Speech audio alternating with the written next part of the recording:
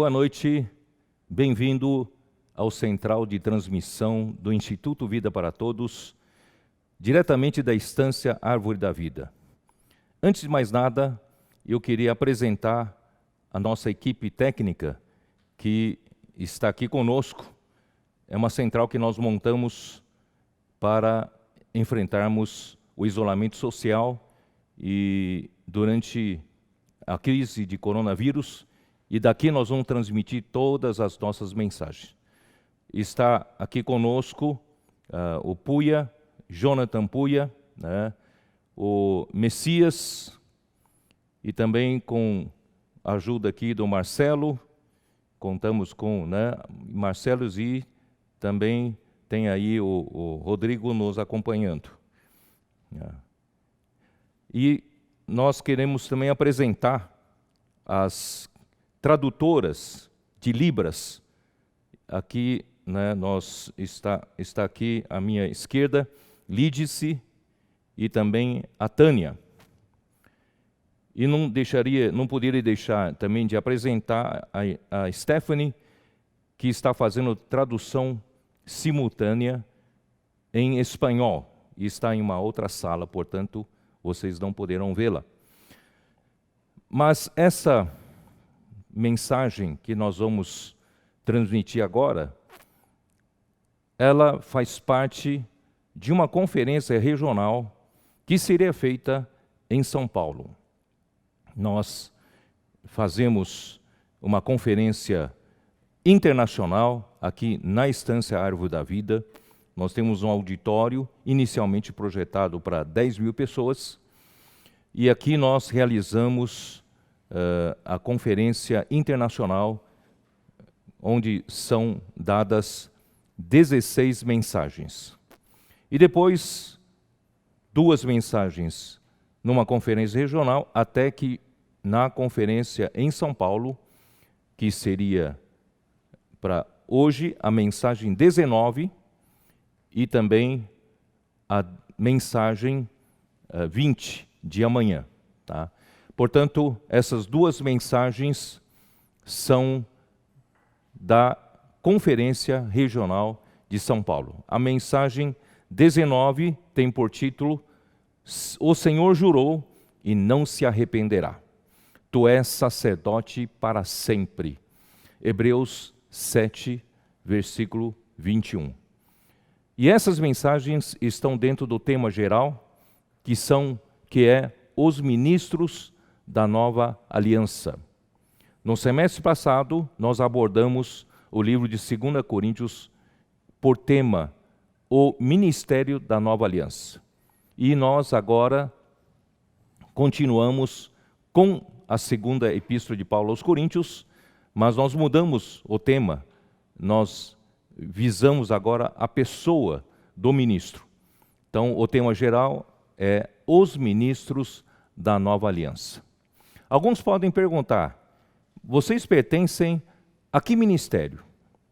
Nós pertencemos ao único ministério, que é o ministério da nova aliança. Esse ministério foi iniciado pelo próprio Senhor Jesus. Ele é o Deus encarnado, veio aqui na terra com uma missão encarregada pelo Pai para viver uma vida perfeita humana e morrer por nós na cruz, realizando a redenção, e por fim, na ressurreição, ele gerará a sua igreja, que no dia do Pentecostes iniciou-se a missão da sua igreja lá em Jerusalém, o seu ministério da nova aliança.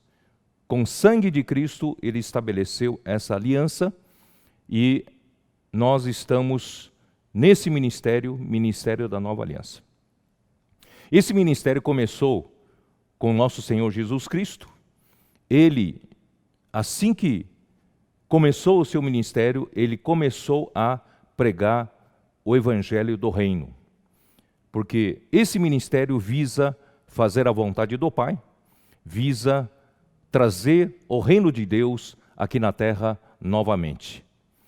E a sua igreja, a partir da igreja em Jerusalém, sob a liderança de Pedro e os 11 apóstolos, esse ministério começou a ser executado pela igreja, e esse ministério passou para Paulo, e Paulo recebeu a revelação dos mistérios de Deus, dos mistérios de Cristo, o mistério da vontade de Deus, e abriu para nós o coração de Deus quanto à salvação do homem. E Pedro passou para Paulo, e de Paulo deu prosseguimento pelo apóstolo João. Depois que Paulo foi martirizado, João deu continuidade a partir de Éfeso. E ali ele deu essa etapa final do ministério da Nova Aliança. É interessante que esse ministério não para com a morte do apóstolo João.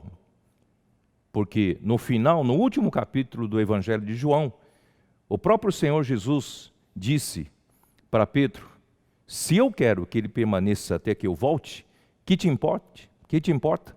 Quanto a ti, segue-me. Então se tornou comum naquele tempo dizer que João não morreria. Mas o próprio João, ele explicou no seu Evangelho, não que ele não morreria, mas o que não morreria era o seu ministério. Então o ministério de João permanece até os dias de hoje. E nós fazemos parte desse ministério de João. Eu queria mostrar que esse ministério, o ministério de João, é um ministério superior. É um ministério muito acima do que se pensa. Porque quando nós convertemos alguma pessoa, e essa pessoa recém-convertida pergunta a nós como nós orientamos a ele ler a Bíblia, porque ele nunca leu a Bíblia, por onde ele começar? E geralmente nós dizemos assim: começa pelo Evangelho de João, que é facinho. Na verdade, é por falta da revelação e por falta do entendimento espiritual, é que nós achamos que os escritos de João são escritos para recém-convertidos, são escritos infantis, são escritos superficiais. Na verdade, não é assim. O ministério de João é um ministério profundo. O ministério de João é um ministério do Espírito. Se você não estiver no Espírito, você não consegue entender o que realmente fala João no seu ministério. Portanto, é muito importante nós aprendermos a ganhar revelação por meio do ministério. Aí você vai entender a profundidade desse ministério, você vai entender as coisas que fogem da nossa cabeça, da nossa mente racional, da nossa mente cartesiana, que não consegue se livrar da limitação do tempo e espaço. Mas Deus quer nos levar até a região celestial. Deus quer nos levar, através da fé, nós conseguimos ver as coisas espirituais, celestiais com Deus. Porque Deus está em outra dimensão, Deus habita a eternidade. Ele não tem limitação do tempo e do espaço. Portanto, precisamos exercitar nosso espírito, precisamos exercitar nossa fé para conseguirmos enxergar as coisas invisíveis. Porque as coisas visíveis vieram das coisas invisíveis. Por isso que eu queria ler com vocês 1 Coríntios 2. Vamos abrir as nossas Bíblias. Em 1 Coríntios 2, versículo 9. Mas, como está escrito, nem olhos viram, nem ouvidos ouviram, nem jamais penetrou em coração humano o que Deus tem preparado para aqueles que o amam. É coisa inimaginável. Nós precisamos realmente estar no Espírito pela fé enxergarmos aquilo que Deus tem para nós. Versículo 10. Mas Deus nolo revelou pelo Espírito, porque o Espírito a todas as coisas perscruta, até mesmo as profundezas de Deus. Porque qual dos homens sabe as coisas do homem, senão o seu próprio Espírito que nele está? Assim também as coisas de Deus, ninguém as conhece, senão pelo Espírito de Deus.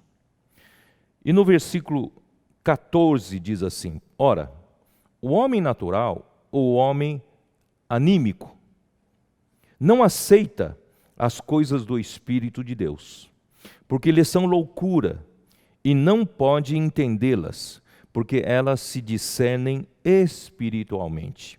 Portanto, se nós permanecemos na nossa mente natural, nós não conseguimos entender nada das coisas espirituais.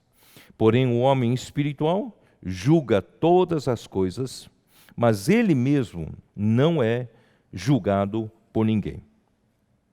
Pois quem conheceu a mente do Senhor que o possa instruir, nós, porém, temos a mente de Cristo.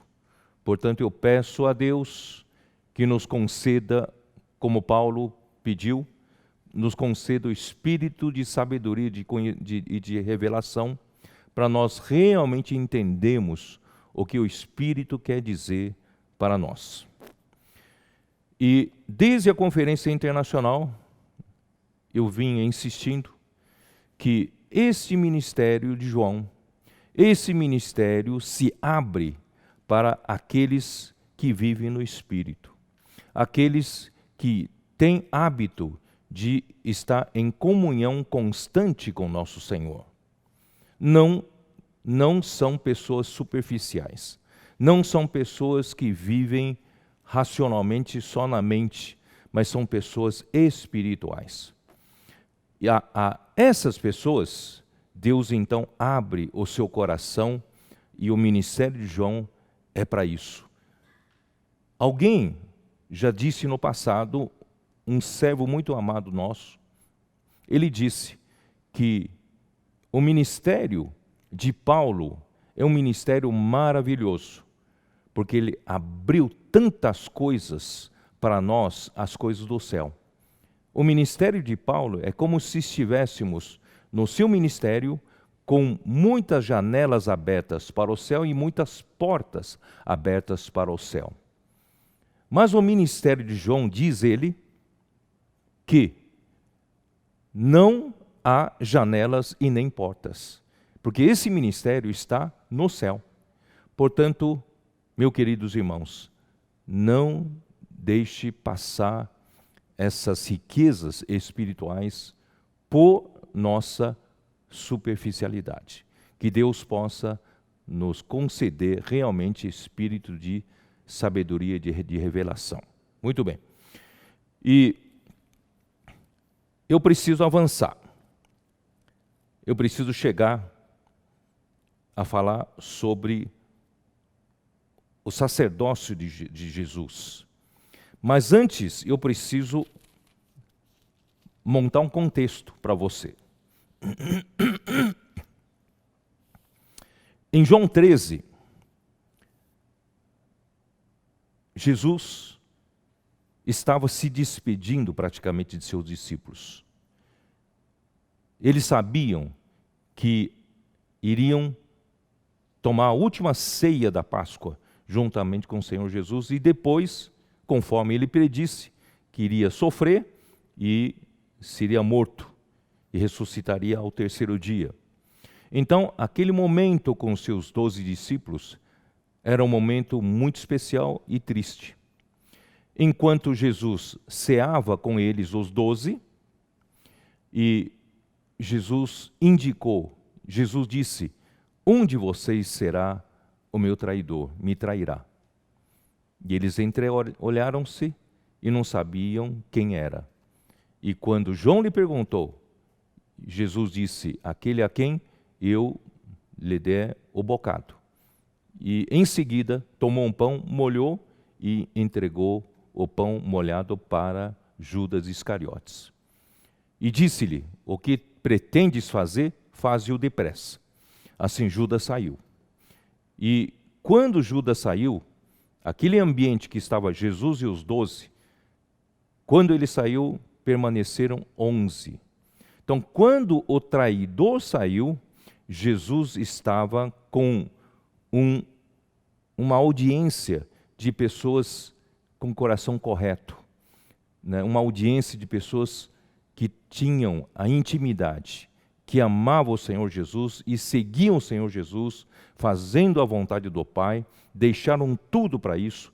Esses 11 representam exatamente quem o Senhor escolheu. Em Mateus 20 e também em Mateus 22, ali diz que muitos são chamados, mas poucos os escolhidos. Todos os filhos de Deus regenerados pelo Espírito, que confessaram o nome de Jesus, todos foram chamados para a salvação eterna.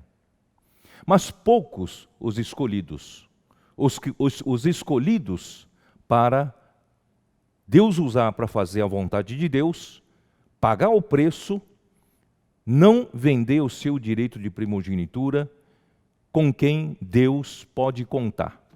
Portanto, Jesus escolheu os 12 e disse-lhes em João 15, não fostes vós que me escolhestes, mas eu vos escolhi a vós outros, para que vades e deis muito fruto. Então foi Jesus quem escolheu os 12. E mesmo os 12 escolhidos, um o traiu. Então sobraram 11. Então eu quero crer que Deus está convocando você. Deus está me convocando para não apenas ser um cristão superficial, um cristão de aparência, mas Deus está chamando você para, como os 12 discípulos deixaram tudo para seguir o Senhor, Deus está chamando você e convocando você para ser um desses escolhidos, um da sua intimidade, para Ele revelar o que está no seu coração, para você fazer a vontade de Deus. Deus quer contar com você. Portanto, meus amados irmãos, nesse contexto foi que Jesus abriu os 4 mais maravilhosos capítulos da Bíblia, que é Evangelho de João, 14, mais 15, 16 e 17. São 4 capítulos que nos levam ao auge da revelação da economia de Deus, do plano de Deus para a salvação do homem. Por exemplo, quando chegamos em João 14, ali no começo diz, não se turbe o vosso coração, credes em Deus, crede também em mim. Isto é, não fiquem tristes. Vocês estão num ambiente de despedida. Vocês estão tristes, achando que eu vou e vou deixar vocês. Não se turbem, porque eu tenho uma boa notícia para vocês. Na casa de meu pai há muitas moradas. Se assim não fora, eu vou-lo teria dito, pois vou preparar-vos lugar. Esse lugar, alguns pensam que é algum lugar físico. Lá no céu, Deus está preparando para nós algumas casas bonitas, confortáveis para se morar. Não. Jesus não foi para preparar casas.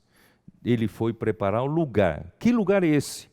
Versículo 3. E quando eu for e vos preparar lugar, voltarei e vos receberei para mim mesmo, para que onde eu estou, estejais vós também. Então, que lugar é esse que Jesus iria nos preparar com a sua ida e volta? A ida significava a sua morte. E depois da morte, Deus o ressuscitaria. É isso que nós vamos falar. e depois ele voltaria como outro Consolador, voltaria como Espírito da verdade. Então, essa ida e volta faz com que Jesus preparasse um lugar para nós. E que lugar é esse? Que Jesus pretende fazer? É para que onde Jesus estava, Ele quer nos levar para esse mesmo lugar. Esse é o lugar. E onde Jesus estava? Aqui no versículo 10. Versículo 10. Não crês que eu estou no Pai e que o Pai está em mim? Versículo 11. Crede-me que estou no Pai e o Pai em mim. Crede ao menos por causa das mesmas obras. Isto é, Jesus sempre esteve no Pai. Ele é o Filho que sempre esteve com o Pai. Ele é um com o Pai. Filho é um com o Pai. Só que agora, Jesus pretende também nos levar para o Pai. Mas de que maneira? Jesus tinha de abrir uma porta para o homem. Porque Jesus, como Deus, como Filho unigênito de Deus, Ele estava com o Pai, Ele era um com o Pai, não temos dúvida. Mas Jesus, homem, com a humanidade que Ele assumiu quando o Verbo se encarnou, Ele precisava que essa humanidade fosse recebida na glória do Pai. Quando essa humanidade for recebida pelo Pai, então Ele estará abrindo um caminho, estará abrindo uma porta para todo homem que crê em Jesus pudesse também entrar na glória do Pai. Esse é o processo final da salvação de Deus, a nossa glorificação. Mas como seria isso? Então Jesus tinha de abrir essa porta, Jesus tinha que pavimentar esse caminho. Portanto, no versículo 4, Jesus diz: E vós sabeis o caminho para onde eu vou. Disse-lhe Tomé: Senhor, não sabemos para onde vais, como saber o caminho? Respondeu-lhe Jesus: Eu sou o caminho, e a verdade, e a vida. Ninguém vem ao Pai, senão por mim. Quer dizer, o objetivo é de levar-nos para o Pai. Ninguém vem ao Pai porque Jesus já estava no Pai. Então ninguém vem ao Pai senão por mim, porque eu sou o caminho. E eu vou abrir esse caminho para todo homem, né? Então, graças a Deus, Jesus conseguiu abrir esse caminho. Eu vou mostrar aqui para vocês em João 17. Estou fazendo um resumo bem resumido, porque não temos que avançar. Então, aqui em João 17, no versículo 5, dê uma olhada, versículo 5, que diz assim: E agora, glorifica-me, ó Pai, contigo mesmo, com a glória que eu tive junto de ti, antes que houvesse o mundo. Por que Jesus estava pedindo para o Pai glorificá-lo? Se ele já estava na glória do Pai antes da fundação do mundo. Quem sabe dizer? Porque Jesus precisava rogar ao Pai: Pai, glorifica-me contigo mesmo. A glória é o próprio Pai. Como se glorifica a Jesus? Glorifica-se com o próprio Pai. Glorifica-me contigo mesmo, com a glória que eu tive junto de ti antes que houvesse o mundo. Quer dizer, Jesus, como Filho de Deus, como Deus, ele estava com o Pai. Nós não temos nenhum problema quanto a isso. Jesus é o Filho que sempre esteve com o Pai e estava na glória do Pai. Mas agora, Jesus, ele é homem. Ele agora possui a humanidade. Na eternidade passada, Deus tinha só a divindade. Deus não tinha a humanidade. Mas agora, Jesus assumiu a humanidade. E essa humanidade precisava ser aceita por Deus, precisava ser recebida na glória de Deus. Nenhum homem conseguiu essa façanha, e Jesus Cristo, ele conseguiu. Ele viveu uma vida perfeita aqui na terra, totalmente obediente ao Pai. Ele fez a vontade do Pai, não a sua própria vontade. Ele não falou nenhuma palavra que seja sua, senão aquela que o Pai lhe ordenar falar. Ele não buscou a sua própria glória aqui na terra. Ele viveu cada segundo da sua vida obediente ao Pai. Portanto, o Pai o aprovou. E Pedro, no seu discurso, diz: ele foi o varão aprovado por Deus. E a aprovação de Deus está em ressuscitá-lo. Quando Deus o ressuscitou, Deus o admitiu para dentro da sua glória. Isto é, em Salmo 2 e também no livro de Atos, capítulo 13, versículo 33, lá diz assim: no dia da ressurreição, Deus Pai disse para Jesus: tu és o meu filho e eu hoje te gerei. No dia da ressurreição, o homem, ou Jesus, o homem, foi gerado filho de Deus. Jesus, como Deus, ele já era o filho unigênito de Deus. Mas no dia da ressurreição, o homem foi gerado, homem Jesus foi gerado filho de Deus. É o filho primogênito. É o primeiro filho de Deus dentre os homens. E esse filho primogênito abriu a porta da glória para todos nós que cremos em Jesus. Por isso que em Hebreus 2 fala: agora ele tem uma missão como o nosso autor da salvação. Ele tem uma missão de conduzir os muitos filhos de Deus à glória, a trilhar pelo mesmo caminho, levando-nos para o Pai, levando-nos para a glória do Pai. Ora, era para todos nós festejarmos. Quando Deus admitiu a humanidade para dentro de si, agora, finalmente, Deus que possuía só divindade, hoje há um homem na glória. E essa porta se abriu para mim e para você. Agora eu tenho esperança de alcançar a glorificação. Deus hoje está me fazendo passar pelo processo de santificação, mas um dia Deus me glorificará. Deus me colocará nele mesmo, me receberá como recebeu Jesus para dentro dele. Portanto, é um motivo de muita alegria. Então, esse é o auge, da revelação de Deus, é o auge da economia de Deus, ou o auge do plano da salvação de Deus para o homem. Muito bem.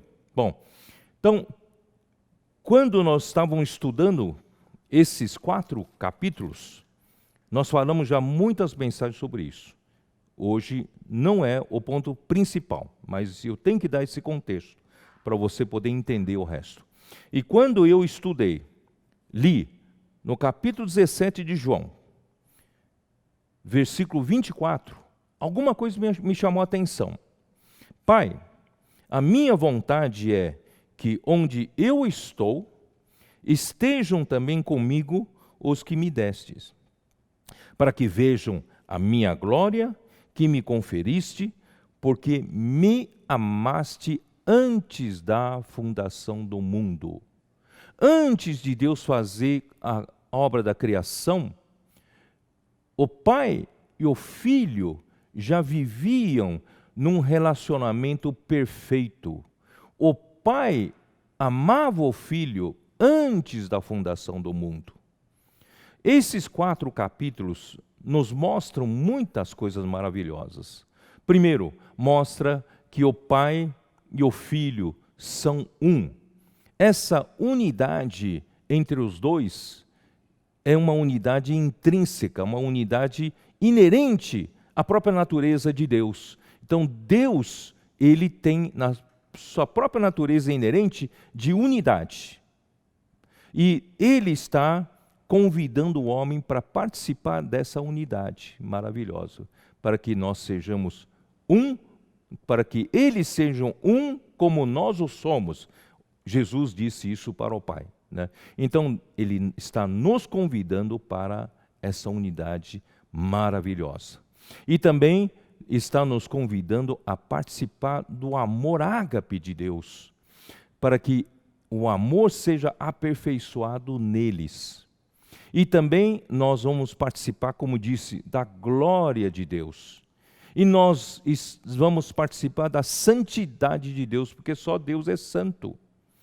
Então, quanto mais elementos de Deus entram em nós, em substituição aos nossos elementos do velho homem, que devem ser removidos, mais santos nós seremos. E o final da santificação leva-nos à glorificação, leva-nos para dentro do Deus da glória. Esse é o nosso futuro. E essa é a nossa esperança da glória.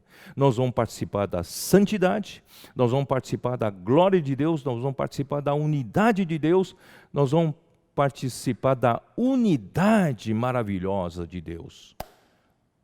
Oh, queridos irmãos, eu não tenho palavra para dizer, por isso que eu vivo dizendo para os irmãos, depois de ver essa visão toda, eu disse para os irmãos, eu estou ficando louco, porque não dá para entender, porque Deus tem tanta consideração por nós, pelo homem.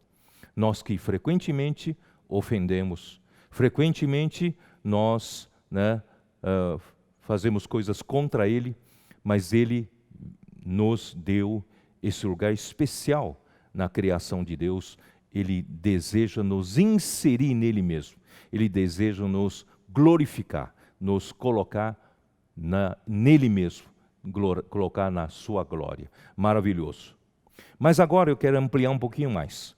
Então, quando eu li de que o Pai amou o Filho antes da criação do mundo, me acendeu uma luz. Quer dizer, antes de eu criar o mundo, havia entre o Pai e o Filho um relacionamento perfeito. Então, nós descobrimos um pouco desse relacionamento no livro de Provérbios, capítulo 8.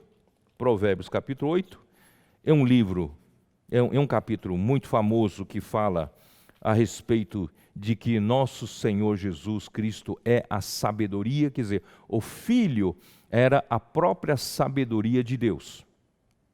E como a sabedoria de Deus, o Filho era usado para criar as coisas. E no livro de Daniel, capítulo 2, quando Nabucodonosor exigiu que os seus sábios pudessem dizer qual o sonho dele e interpretá-lo, nenhum sábio do seu reino foi capaz de fazer isso. E Daniel, ele orou a Deus e disse que o Deus, de sabedoria, a Deus pertence toda sabedoria e poder, que ele pudesse revelar esse sonho para Daniel. Então, aqui anda um par. Qual é o par? É sabedoria e poder andam juntos. Tanto é que em 1 Coríntios 1, 24, ali diz que Cristo é o poder de Deus e a sabedoria de Deus. Por que esse par é tão importante? Porque a sabedoria é necessária para você criar alguma coisa. Sabedoria é necessária para você ter um bom plano. Não adianta você executar o seu plano, mas se o seu plano não for bom. Por isso você precisa de muita sabedoria antes de executar o plano. Mas você pode ter um plano maravilhoso, feito com muita sabedoria, mas se você não tem recursos para executar o seu plano, você não tem um poder para executar o seu plano, também não vai para frente. Então nós precisamos dos dois, precisamos de sabedoria e precisamos de poder. Graças a Deus, o Filho, ele é a sabedoria de Deus. E através do Filho, Deus então arquitetou todas as coisas. Então aqui diz, no capítulo 8, versículo 22, de Provérbios. O Senhor me possuía no início de sua obra, antes de suas obras mais antigas, desde a eternidade foi estabelecida. Quem? A sabedoria. Então, a sabedoria, o Filho, que é a sabedoria, estava com o Pai, desde o início, antes das obras mais antigas. Desde o princípio, antes do começo da terra. Antes de haver abismos, eu nasci. E antes de haver fontes carregadas de águas. Isso tudo eu posso explicar alguma coisa depois. Tá? Bom, aí onde eu quero chegar, versículo 30. Versículo 30 diz o seguinte: então eu estava com ele, quer dizer, o Filho estava com o Pai, e eu era seu arquiteto. Ele era quem arquitetava as coisas. O Pai, ele tinha um plano, ele queria, né, fazer aquilo que lhe dá satisfação, o desejo do seu coração. Mas o Filho, então, arquitetava para que o Pai pudesse ter um plano, puder executar esse plano. Então, o Filho é tanto arquiteto como executor de obras. Ele é tanto arquiteto como mestre de obras, né? Então, ali no versículo 30, a segunda parte, é onde eu fiquei muito impressionado. Aqui diz assim: dia após dia eu era as suas delícias, né? E folgando perante ele,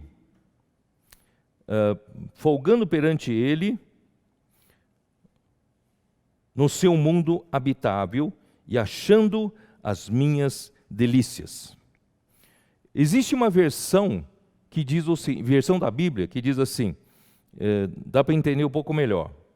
Dia após dia, eu era o seu prazer. Quer dizer, Jesus, o Filho era o prazer do Pai. Vocês se lembram quando Jesus foi batizado e o Espírito Santo desceu como uma pomba sobre ele e veio uma voz do céu que dizia: este é o meu Filho em quem me comprazo. E também em Mateus 17, quando Jesus levou a Pedro, Tiago e João para um monte, ele se transfigurou diante deles. E Pedro ficou maravilhado, aí apareceu Moisés e Elias. Pedro ficou tão perplexo que disse uma bobagem. Que bom é estarmos aqui, e eu farei 3 tendas. Uma para ti, Jesus, outra para Moisés, outra para Elias. Mas aí, nessa hora, Deus Pai interrompeu a Pedro. E veio uma nuvem, e depois veio uma voz que dizia: este é o meu Filho amado, em quem tenho prazer, a ele só ouvi. Quer dizer, nesses 2 versículos provam que o Filho era o prazer do Pai. Quer dizer, eles viviam numa relação perfeita, de um relacionamento perfeito entre o Pai e o Filho. E continua aqui, né, no versículo, folgando perante ele em todo o tempo. Uma outra versão da Bíblia diz assim, eu era feliz dia após dia com o Pai, perante ele, perante o Pai. Quer dizer, o Pai tinha o Filho como prazer e o Filho vivia feliz com o Pai. Então, com esse versículo aqui, com esses 2 versículos, nós passamos a descobrir que Deus, entre o Pai e o Filho, eles tinham um relacionamento perfeito e feliz. Era um relacionamento mais perfeito que existe nesse universo. Então, o homem vive à busca da felicidade. Procuram a felicidade aqui, procuram acolá e não acham a felicidade. E quando você é infeliz, procura um profissional para te orientar, ele vai te dizer, então aquilo que não te faz feliz, você abandona, você larga. Vai procurar a sua felicidade, vai buscar a sua felicidade. Mas o homem nunca acha essa felicidade. E nós descobrimos agora que a felicidade está em Deus. A felicidade está nesse relacionamento perfeito em Deus, entre o Pai e o Filho. E olha só, ele está convidando o homem para participar dessa felicidade. Você vai dizer, peraí, você está exagerando. Tá bom, vamos continuar a ler o versículo seguinte. Regozijando-me no seu mundo habitável, versículo 31, e achando as minhas delícias com os filhos dos homens. Quer dizer, então, o filho regozijava-se no mundo habitável que Deus criou, né? E ele ele se achava a sua felicidade, sua alegria com os filhos dos homens. Quer dizer, Deus quer muito que os homens participem dessa felicidade, dessa verdadeira felicidade, desse verdadeiro amor perfeito que é a ágape, nesse relacionamento perfeito em Deus. Deus quer a nossa participação. Isso não é demais? Quando eu chego nesse ponto, eu só posso dizer que realmente eu estou como que fora de mim. Então, sempre digo, né, para as pessoas perto de mim, me suportem mais um pouco. Aí que, né, nossa equipe de músicas 288 fizeram uma música chamada Irresistível Visão. Eu, né, vejo que muitas pessoas estão ganhando essa visão e muitas pessoas também estão se enlouquecendo como nós. E Paulo, ele disse certa vez, se enlouquecemos, é para Deus que enlouquecemos. Se conservamos juízo, é para vós outros, é para os homens. Então, graças a Deus. Bom, antes de passar para frente, eu quero comentar uma coisa aqui, no versículo 29 ainda de Provérbios 8. Né? Eu vou tomar um pouco de água antes.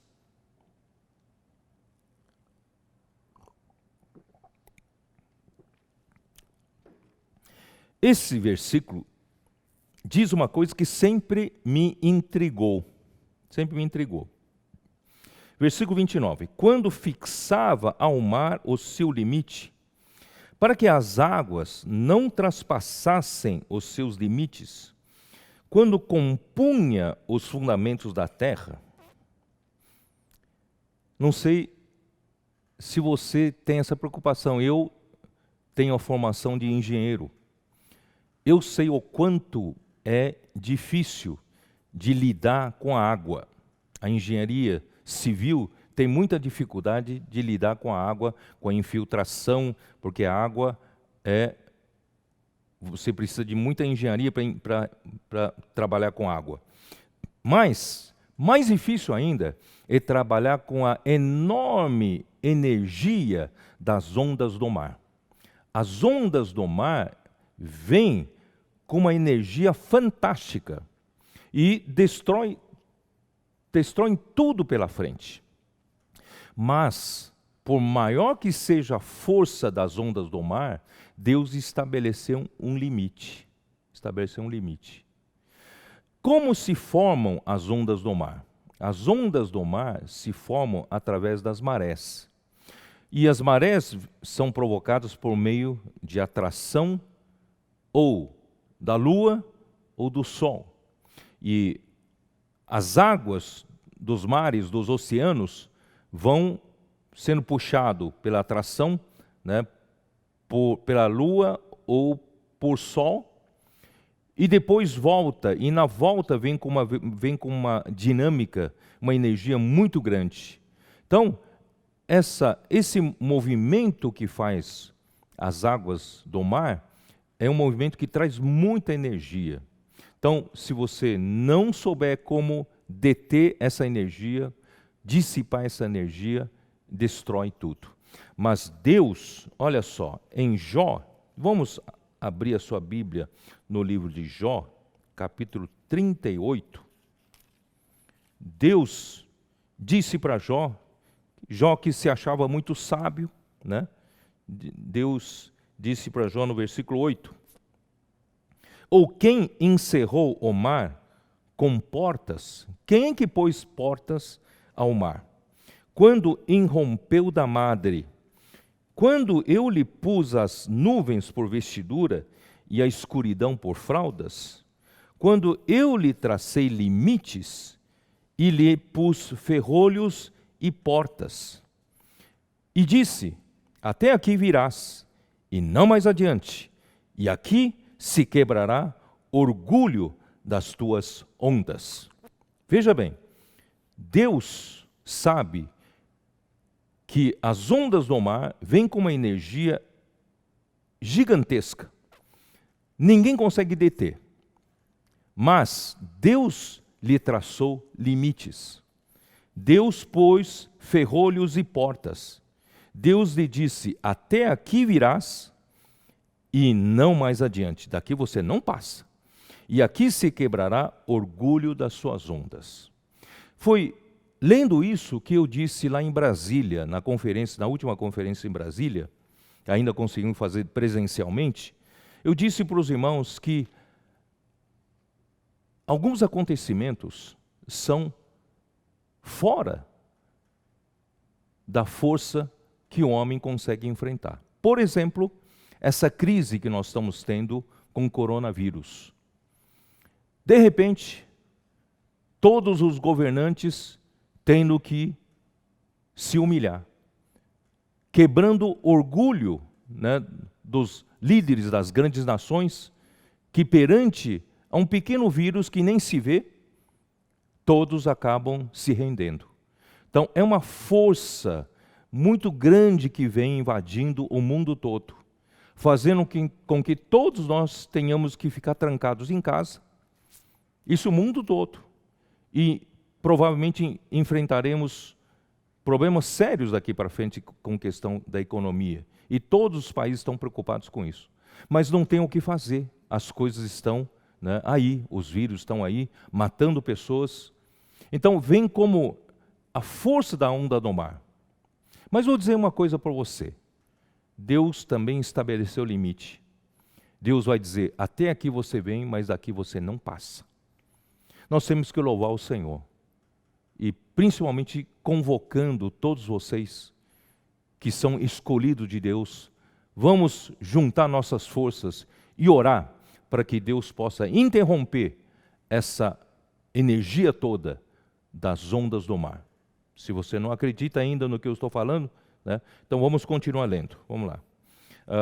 Jeremias 5:22.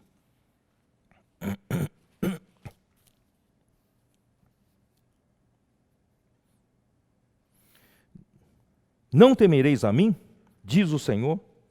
Não temereis diante de mim que pus a areia para limite do mar, limite perpétuo que ele não traspassará. Ainda que se levantem as suas ondas, não prevalecerão. Ainda que bramem, não o traspassarão. Olha, Deus é sábio. As ondas do mar vêm com uma energia tremenda. Parece que ninguém consegue barrar. Se ninguém barrasse essa energia, ele iria derrubar terras, montes, outeiros, que de tudo então seria, né, destruído e não teria fim. Mas graças a Deus, Deus pôs um limite ao mar. E como Deus pôs um limite ao mar? Pasmem, os grãos de areia. Areia, uma coisa tão insignificante, mas é justamente essa areia que consegue dissipar a energia do mar. Você não percebe, mas aí que está a sabedoria de Deus. Aquela onda gigantesca, com energia gigantesca do mar chegando à praia, e quando essa energia toda sendo descarregada para destruir tudo, ela é descarregada, dissipando na areia. Ele vai revolvendo, levantando areias, ali é que está a dissipação, acaba com a energia gigantesca das ondas do mar. Então, graças a Deus, Deus consegue parar. Se Deus quiser, Ele vai parar essa epidemia, essa pandemia. Vamos orar a Deus. Bom, onde eu quero chegar é em Lucas capítulo 21. Lucas capítulo 21.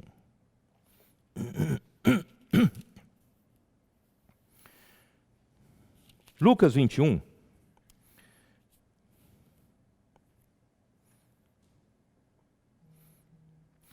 Nós lemos ontem, no versículo 11, ali diz: haverá, quase perto do fim, haverá grandes terremotos, epidemias e fome em vários lugares, coisas espantosas e também grandes sinais do céu. Né? Bom, aí, para vocês ficarem tranquilos, versículo 18 fala assim: contudo, não se perderá um só fio de cabelo da vossa cabeça, e na vossa perseverança que ganhareis a vossa alma. Vamos mais adiante. Do versículo 25 até 28, ali relata, esses versículos relatam já na grande tribulação, já no final dos tempos mesmo.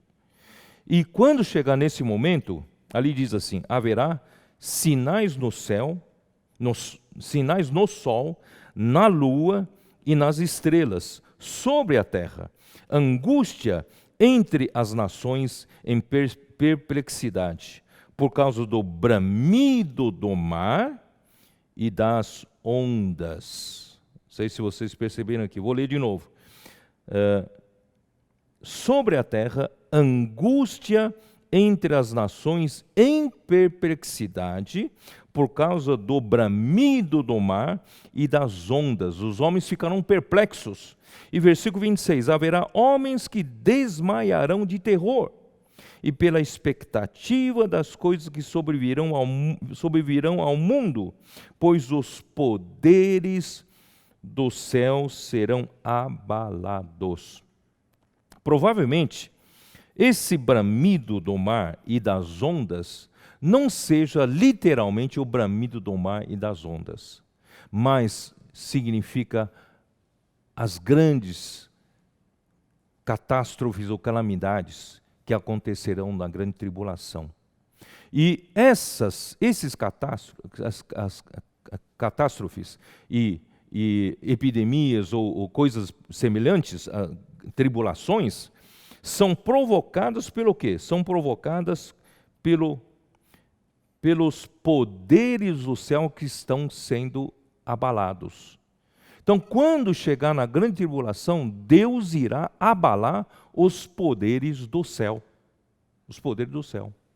E então, nessa hora, se verá o Filho do Homem vindo numa nuvem com poder e grande glória. Aleluia! Na hora mais terrível, nosso Senhor Jesus aparecerá na sua segunda vinda. Bom, isso eu vou colocar para vocês lerem Efésios. Efésios, capítulo 6. Dá uma olhada. Efésios, capítulo 6.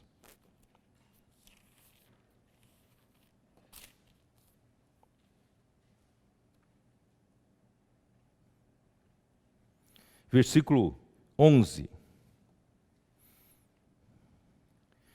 Revesti-vos de toda a armadura de Deus, para poderdes ficar firmes contra as ciladas do diabo. Porque a nossa luta não é contra o sangue e a carne, e sim contra os principados e potestades, contra os dominadores desse mundo tenebroso, contra as forças espirituais do mal nas regiões celestes. Não se esqueçam, existem nas regiões celestes essas autoridades das trevas que estão causando todo o mal. Eles controlam todo o sistema maligno, né, dentre os homens, na sociedade humana, toda essa coisa levantando-se uma rebelião praticamente contra o Deus único. Então, esses são verdadeiros inimigos. E como diz, vamos ler em Apocalipse 12, Senhor Jesus. Apocalipse 12. Nós falamos muito sobre este capítulo, que a história mundial se resume nessa luta da mulher vestida do sol com a lua debaixo dos pés e uma coroa de 12 estrelas na cabeça, está no versículo 1. E também, versículo 3, um dragão grande e vermelho de 7 cabeças, 10 chifres e nas cabeças 7 diademas. Então aqui está uma luta entre o povo de Deus e o dragão, que tipifica Satanás, juntamente com todo o seu exército, né? Então, o dragão espera o nascimento do filho varão para devorar. E o filho varão é exatamente esse grupo de escolhidos que eu estou falando. Você quer ser um desses que vão vencer o dragão? Então seja um desses escolhidos. Deus te protegerá. Não precisa ter medo, não.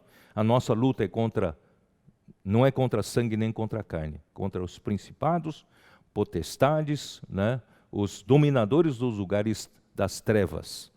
Mas, então, quando o filho varão nascer, o dragão estaria pronto para devorar, mas Deus o tomará para si ao seu trono, ao terceiro céu.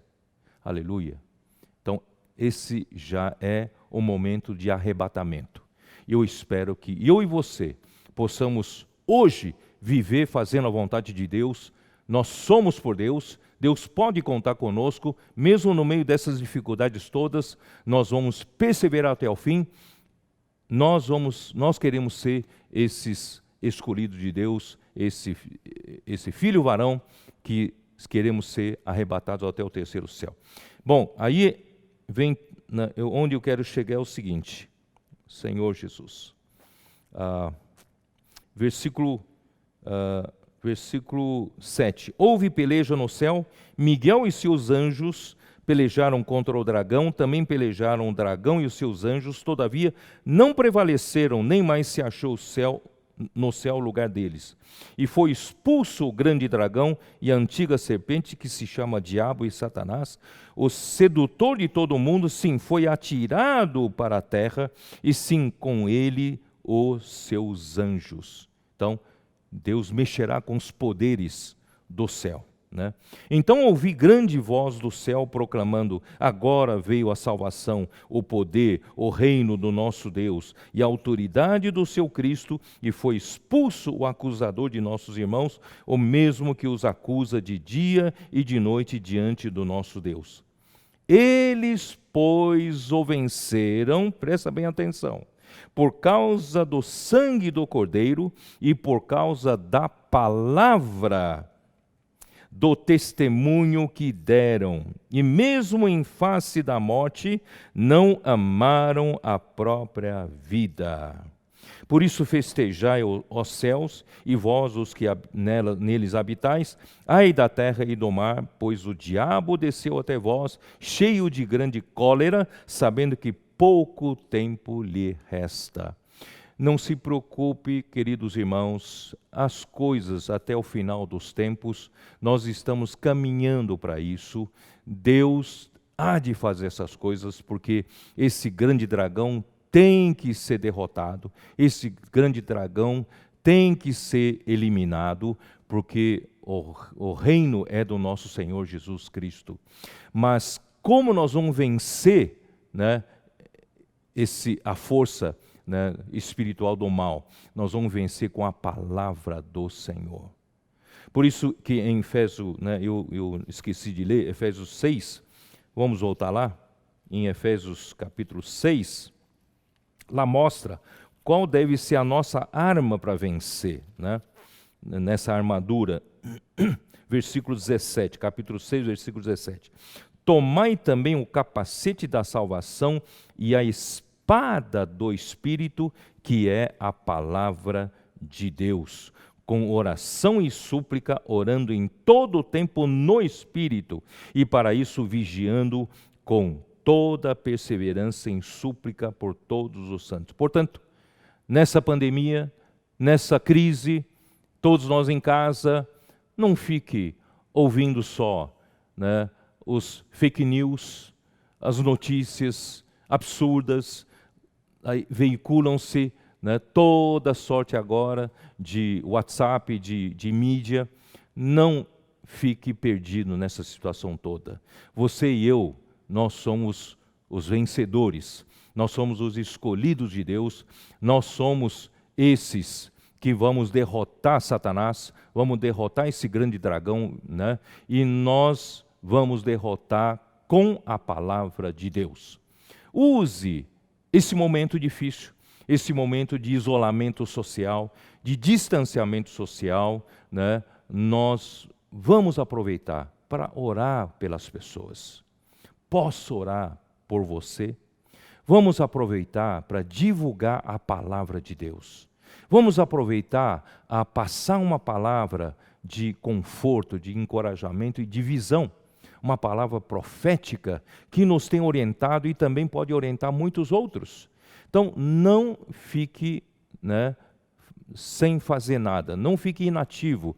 Vamos aproveitar para, né, nessa hora, fazer, né, a nossa parte, usar a palavra de Deus para vencer. Graças a Deus.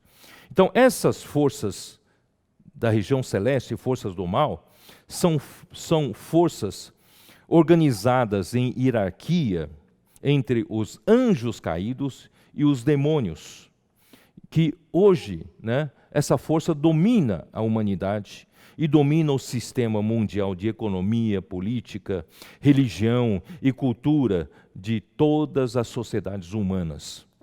E o príncipe desses poderes é Satanás, que detém um controle de todas as camadas sociais na rebelião mundial contra a autoridade do Deus único. A igreja então deve reagir, deve tomar essa armadura, lutando com a palavra de Deus. Graças ao Senhor. Bom, muito bem. Então, eu preciso entrar no livro de Hebreus, porque o título dessa mensagem é do livro de Hebreus. Como nós vamos entrar?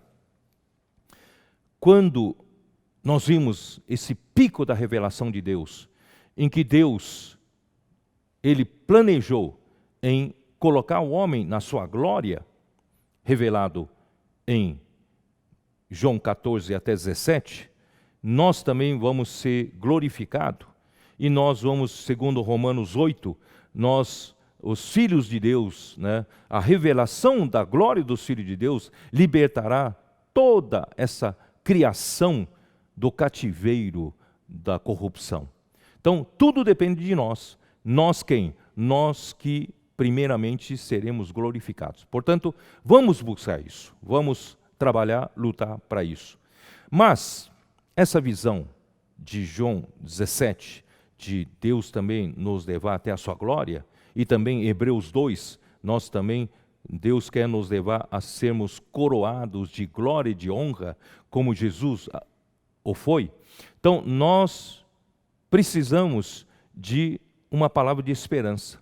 Nós precisamos de uma palavra em que nos mostre que é possível chegar lá.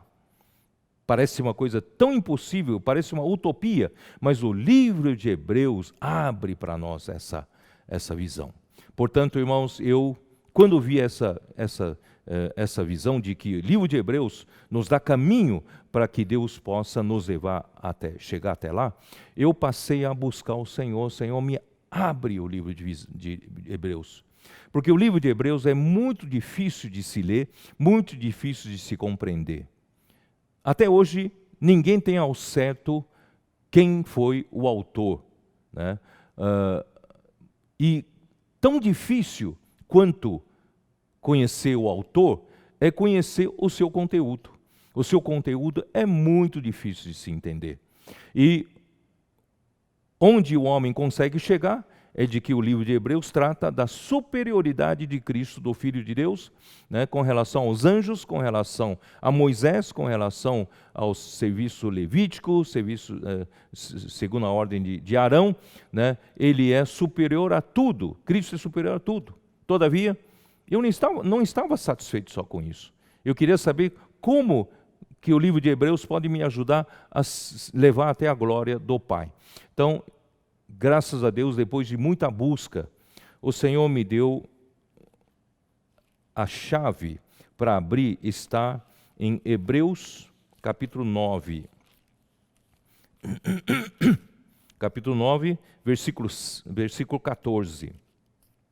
Diz assim: muito mais o sangue de Cristo, que pelo Espírito eterno, a si mesmo se ofereceu a Deus, sem mácula a Deus,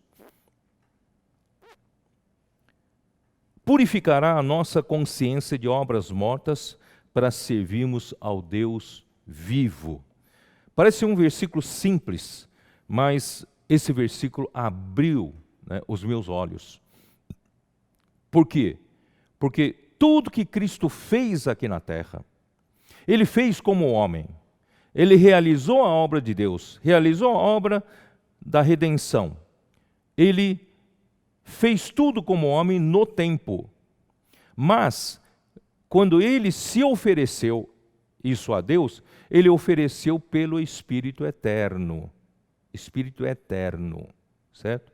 Então, eu quero mostrar o seguinte aqui. Vou passar um gráfico aqui para vocês, porque a nossa mente humana, ela é uma mente ainda tridimensional, ela é cartesiana. A nossa mente não consegue ver as coisas além do que nós vemos limitado ao tempo e espaço. O tempo, ninguém consegue trazer nenhum tempo passado de volta. Então, tempo não se discute.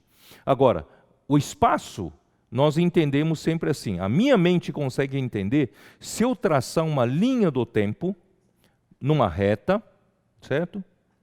Tempo, crescendo da minha esquerda para a minha direita, tá? E se eu colocar no ponto A dessa reta a eternidade passada, se eu colocar no ponto B a fundação do mundo, e se eu colocar no ponto C a encarnação de Jesus, e eu colocar no ponto D a sua crucificação, e no ponto E a sua ressurreição, e na outra extremidade colocar a eternidade futura, você consegue entender, porque você e eu temos essa mente, nosso cérebro raciocina dessa forma. É uma linha do tempo, numa reta, nós sabemos quem vem antes, quem vem depois, não é isso? Quem vem antes, quem vem depois. Mas nós precisamos saber que Deus, Ele habita na eternidade, ou habita a eternidade. Em Isaías 57 mostra que Deus, Ele habita a eternidade. Nosso Deus é Deus eterno. O livro de Tiago fala que Ele, o quê? É o Pai das luzes, em quem não há mudança, né? não há variação nem sombra de mudança. Quer dizer, mesmo na física, o Einstein provou isso, que se alguém viaja na velocidade da luz, o tempo não passa, quer dizer, não há questão do tempo. Se não há questão do tempo, está na eternidade. Então Deus, Ele está na eternidade, o tempo não passa para Ele. Então Ele consegue acessar o tempo a hora que Ele quiser, e no passado, presente ou futuro, porque Deus é um Deus eterno. Mas nós não, nós somos o quê? Homens que vivem no tempo e no espaço limitado pelo espaço tridimensional. Então, é assim que nós entendemos, e se nós não sairmos desse entendimento, nós não vamos entender o livro de Hebreus. Graças a Deus. O que significa o Espírito Eterno? O Espírito Eterno é representado por um círculo.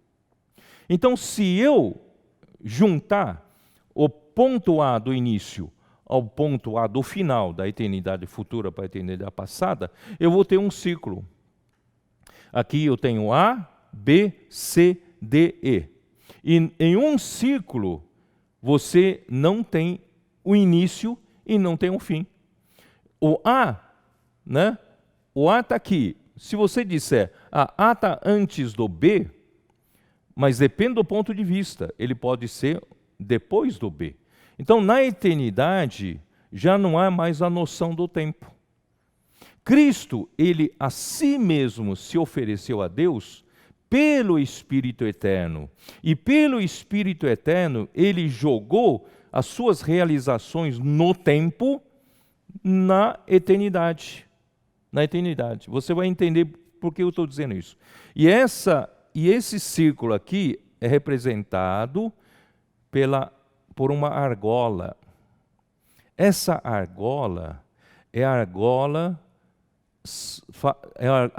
que são 4 argolas que estão nos 4 cantos do altar do testemunho. O altar do testemunho representa o próprio Deus, com o testemunho dentro dessa arca. Então, o altar do testemunho representa o nosso Deus eterno. Ele está na eternidade. E nos 4 cantos dessa arca estão as 4 argolas que representam o Espírito Eterno.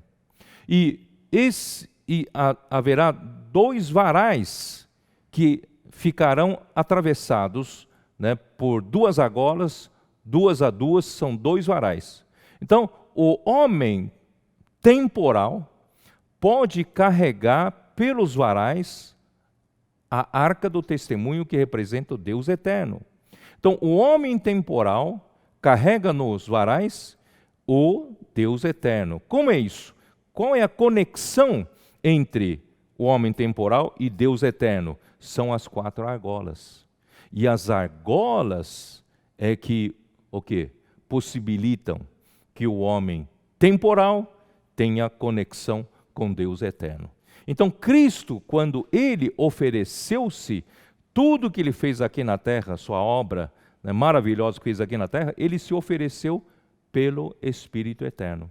E dessa forma, nós passamos a entender muitas coisas. Ó Senhor Jesus! Nós passamos a entender o plano microeconômico de Deus. Vamos começar a ler Hebreus capítulo 7. Vamos abrir a Bíblia em Hebreus capítulo 7. Por que eu começo aqui hoje? Versículo 11.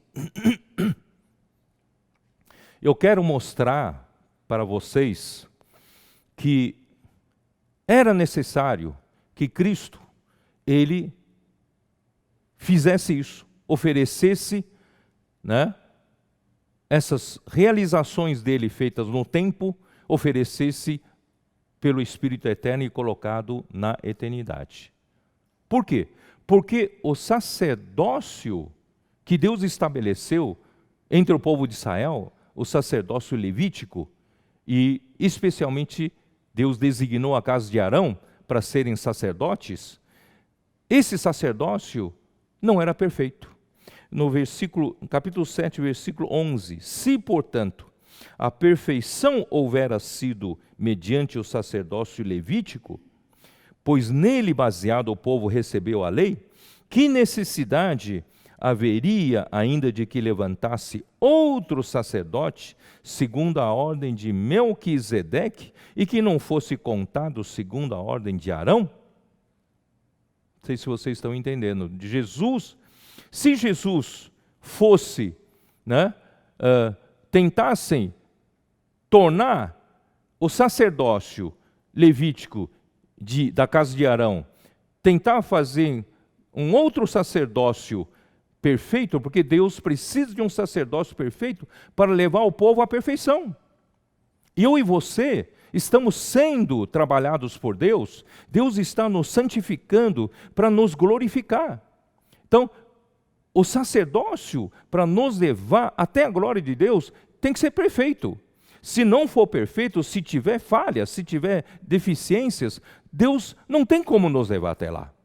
Então, era necessário que Cristo se tornasse um sacerdote.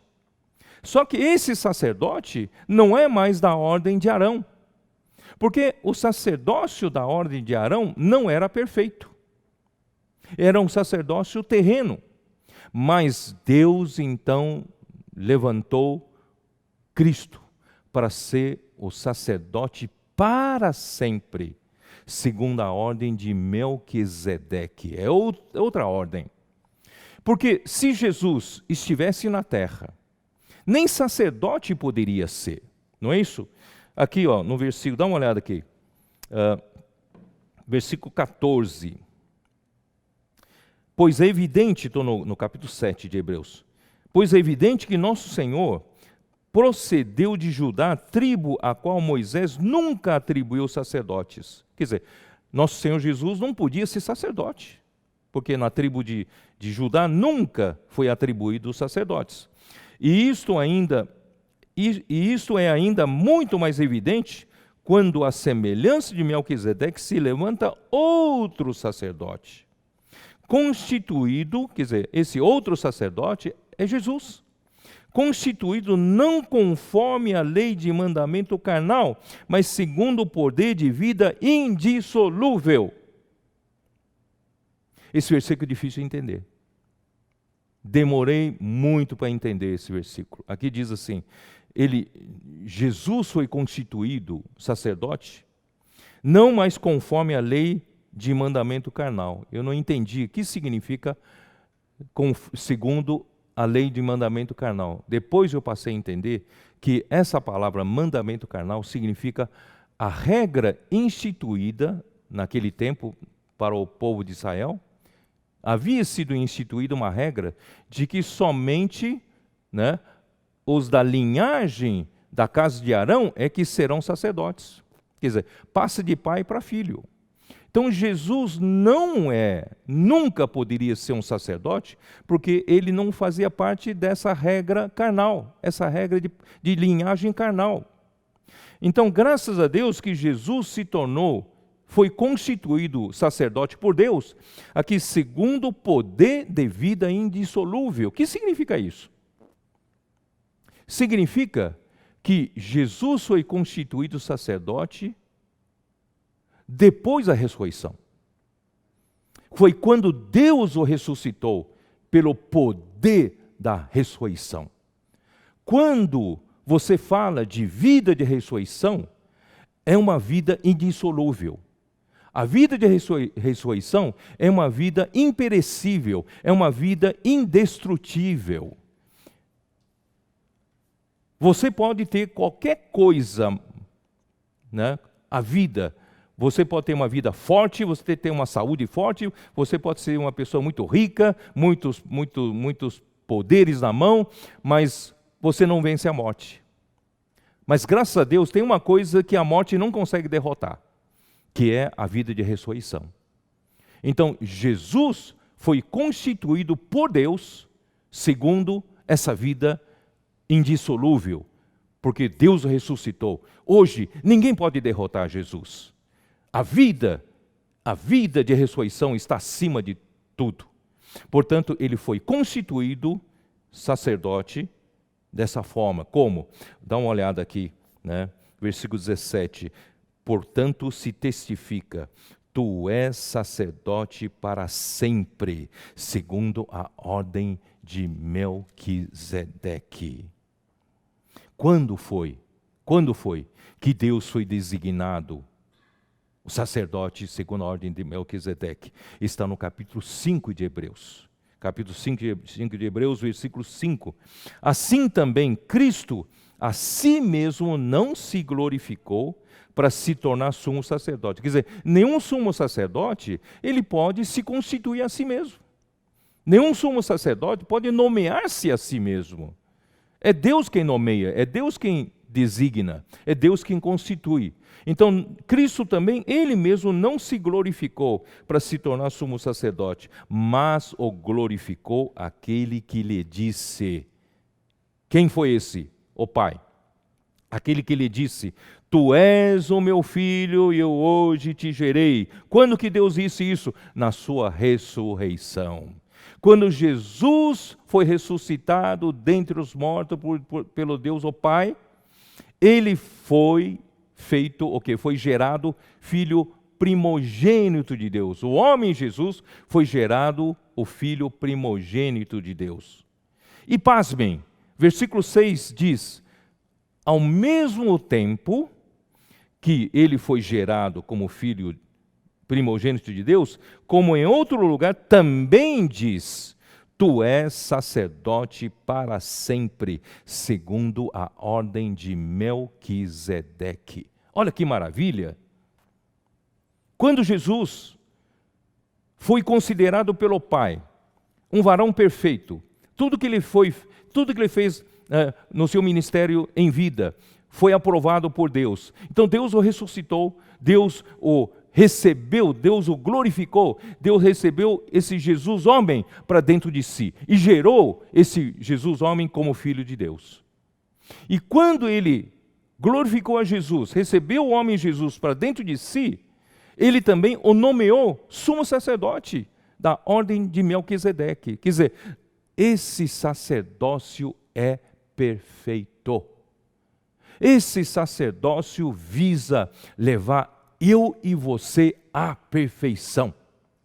O sacerdócio de Arão não leva ninguém à perfeição, mas o sacerdócio de Jesus como sumo sacerdote da ordem de Melquisedeque é um sacerdócio perfeito. Nos leva à glória, nos faz chegar à glória. Por isso aqui diz assim, ele, Jesus, nos dias da sua carne, tendo oferecido com forte clamor, estou no versículo 7, capítulo 5, com forte clamor e lágrimas, orações e súplicas a quem o podia livrar da morte, tendo sido ouvido por causa da sua piedade, embora sendo filho, aprendeu a obediência pelas coisas que sofreu. Veja como é importante o homem aprender obediência. E tendo sido aperfeiçoado, tornou-se o autor da salvação eterna para todos os que lhe obedecem.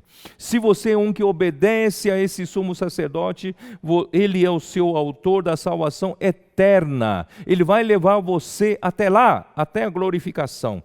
E aqui no versículo 10 fala: tendo sido nomeado por Deus sumo sacerdote segundo a ordem de Melquisedeque. Oh, que maravilha! Que maravilha!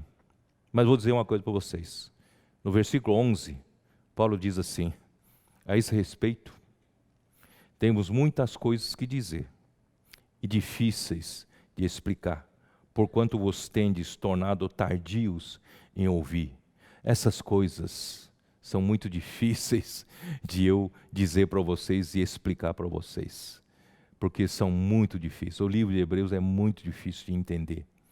Mas graças a Deus, vocês, talvez, vários de vocês, já não estão mais na fase de tomar leite espiritual. Já estão na fase de comer alimento sólido. Porque o alimento sólido é para os experimentados. Versículo 13, ora, todo aquele que se alimenta de leite é inexperiente na palavra da justiça, porque é criança, mas o alimento sólido é para os adultos, para aqueles que pela prática têm as faculdades exercitadas para discernir não somente o bem, mas também o mal. Ó Senhor Jesus, esse sacerdócio está sendo exercido em que lugar? Quem sabe? Esse sacerdócio está sendo ministrado no santuário celestial. Você sabia disso? Ó Senhor Jesus. Aqui, olha, capítulo 8. Vamos dar uma olhada no capítulo 8. Capítulo 8, versículo 1 diz assim: ora, o essencial das coisas que temos dito é que possuímos tal sumo sacerdote que se assentará à destra do trono da majestade nos céus. Esse sacerdote hoje está à destra da majestade, destra de Deus. Ele é o Rei dos Reis. Ele está no céu à destra da majestade, mas está fazendo o quê? Ele está como ministro do santuário e do verdadeiro tabernáculo que o Senhor erigiu num homem. Quer dizer, Jesus, como sumo sacerdote da ordem de Melquisedeque, ele não serve no templo, no tabernáculo, aqui na terra, como os sacerdotes da linhagem de Arão servia. E onde ele está servindo? Porque aqui na terra Jesus nem seria sacerdote, mas graças a Deus ele foi nomeado sumo sacerdote para sempre da ordem de Melquisedeque. E onde ele ministra? Ele ministra no céu. Ele ministra no santuário e no verdadeiro tabernáculo que o Senhor erigiu num homem, né? Ora, versículo 4, ora, se ele estivesse na terra, nem mesmo sacerdote seria, né? Visto existirem aqueles que oferecem os dons segundo a lei, tá? Então, vamos dar uma olhada no capítulo 9, versículo 24. 9 e 24. 23 diz assim: era necessário, portanto, que as figuras das coisas que se acham nos céus se purificassem com tais sacrifícios, mas as próprias coisas celestiais com sacrifícios a eles superiores. Porque Cristo não entrou em santuário feito por mãos, figura do verdadeiro. Quer dizer, o santuário feito aqui na terra é figura do verdadeiro, mas onde está esse santuário verdadeiro? Porém, no mesmo céu, para comparecer agora por nós diante de Deus. Hoje, Jesus, como sumo sacerdote, ele está à destra da majestade, ele está servindo, ministrando no verdadeiro tabernáculo, verdadeiro santuário, no céu. É para quê? Para comparecer diante de Deus por nós, para interceder por nós, para rogar por nós, para nos ajudar a sermos levados à perfeição. Portanto, eu vou terminar capítulo 6 de Hebreus. Oh, Senhor Jesus, que maravilha, né? No capítulo 6 de Hebreus, aqui fala, versículo 13, pois quando Deus fez a promessa a Abraão, visto que não tinha ninguém superior por quem jurar, jurou por si mesmo, dizendo, certamente te abençoarei e te multiplicarei. E assim, depois de esperar com paciência, obteve a Abraão a promessa. Pois os homens juram pelo que lhes é superior, e o juramento servindo de garantia, para eles é o fim de toda contenda. Isto é, você confiaria na promessa de Deus? Claro que confiaria, não é? Na promessa do homem, talvez não, mas na promessa de Deus, você confiaria. Mas Deus sabe que essa promessa de Deus nos levar à perfeição, de Deus nos levar à sua glória, nos inserir nele mesmo, nos convidando para participar da sua convivência, do seu convívio, do seu relacionamento, da sua felicidade, da sua unidade, da sua santidade, da sua glória. Que coisa maravilhosa! Você vai dizer, mas não é possível isso, não é possível tudo isso. Então Deus não só prometeu, Ele jurou em cima da promessa. Ele sabia que para nós essa promessa era difícil de se acreditar, mas Deus jurou, não é isso? Então, no versículo 17, por isso Deus, quando quis mostrar mais firmemente aos herdeiros da promessa a imutabilidade do seu propósito, se interpôs com juramento, para que mediante duas coisas imutáveis, nas quais é impossível que Deus minta, não é possível que Deus minta, com a promessa de Deus e com o seu juramento como garantia, forte alento tenhamos nós, que já corremos para o refúgio, a fim de lançar mão da esperança proposta. Ora, tenhamos forte alento. Esse momento difícil não é nada frente ao que Deus preparou para nós. Deus deu a promessa que vai nos levar até a sua glória. E Deus jurou em cima da sua promessa de que Ele vai nos levar até lá. Portanto, forte alento, não é isso? Forte alento tenhamos nós. Levante a cabeça, não desanime, persevere, não é isso? Você tem que crer, né? E já corremos para o refúgio a fim de lançar mão da esperança proposta. Essa foi a esperança que Deus propôs para nós. Eu quero viver por essa esperança. Todo dia eu tenho motivação para viver, porque Deus me deu essa promessa. E essa promessa, essa esperança, a qual temos por âncora da alma. A nossa alma, sem âncora, sem estar ancorada em algum lugar seguro, a nossa alma é insegura. A nossa alma é instável, fica vagando, né, boiando em cima da água, não é isso? Como um navio à deriva. Mas graças a Deus, nós temos essa promessa de Deus, nós temos esse juramento de Deus e nós temos essa esperança proposta por Deus. Vamos lançar a âncora na nossa alma, não em noticiários falsos, não em tantas situações que nós estamos ouvindo no presente. Vamos lançar a âncora na nossa alma nessa esperança proposta. Essa âncora é segura e firme e que penetra além do véu. Está além do véu.